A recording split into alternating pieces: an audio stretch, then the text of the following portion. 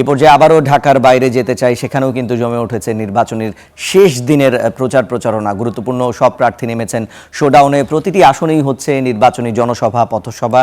আমরা এই মুহূর্তে চাঁদপুরে যেতে চাই। ফরিদগঞ্জ থেকে চাঁদপুরের আমাদের সঙ্গে যুক্ত হচ্ছেন সহকর্মী কাদের পলাশ। পলাশ, আপনার কাছে শুরুতেই জানতে চাই যে যেখানে আপনি অবস্থান করছেন সেখানে আসলে নেতাকর্মীদের উপস্থিতি কেমন দেখছেন, নিরাপত্তা কেমন দেখছেন, এবং নির্বাচনী যে সরঞ্জাম সেই সরঞ্জাম আসলে ঠিকমতো ভোট কেন্দ্রে পৌঁছেছে কিনা জানাবেন। ঋষান, আজকে দিন শেষে রাত শেষে কাল সকাল থেকে কিন্তু যেহেতু প্রচারণা বন্ধ, আজকে মূলত শেষ দিনের শোডাউনে ব্যস্ত কিন্তু আমরা দেখছি যে বিভিন্ন প্রার্থীরা চাঁদপুরের 5টি আসন 8টি উপজেলা, প্রত্যেক উপজেলাতে এই ধরনের যে শোডাউন সেটা কিন্তু নেওয়ার জন্য ইতিমধ্যে সদল ধরনের প্রস্তুতি নিয়েছে এখানকার যারা প্রার্থী আছেন।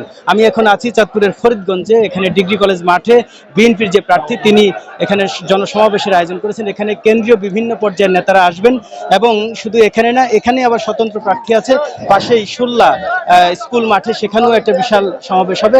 শুধু এখানে না, চাঁদপুর সদর, কচুয়া, ফরিদগঞ্জ, হাজীগঞ্জ সব জায়গাতেই আজকে শেষবারের মতো শোডাউনে ব্যস্ত মূলত নেতারা। এবং গত কয়েকদিনের যে প্রচারণা আজকে শেষ দিন সেহেতু মানে এখন পর্যন্ত আমরা দেখছি যে শুধুমাত্র বড় ধরনের বিশাল শোডাউন অর্থাৎ বড় ধরনের সমাবেশেই সবাই কিন্তু আয়োজনটা করছে। কারণ আজকের দিন শেষেই কিন্তু রাতের বেলার যে প্রচারণা সাধারণত মাইকিং হবে দুপুরের পর, কিন্তু আর কোনো বিশেষ কার্যক্রম করতে পারবে না। যে কারণে প্রত্যেক প্রার্থী অর্থাৎ বিএনপি, জামাত বা অন্যান্য যে দলগুলো আছে প্রত্যেকটি দলই তাদের শোডাউন করার জন্য প্রস্তুতি নিয়েছে। এবং ইতিমধ্যে তারা কাদের পলাশ, আপনাকে ধন্যবাদ। দর্শক, আমরা চাঁদপুরের ফরিদগঞ্জ থেকে যুক্ত হয়ে আমাদের সহকর্মী কাদের পলাশ এখানকার নির্বাচনী প্রচারণার খবর জানাচ্ছিলেন।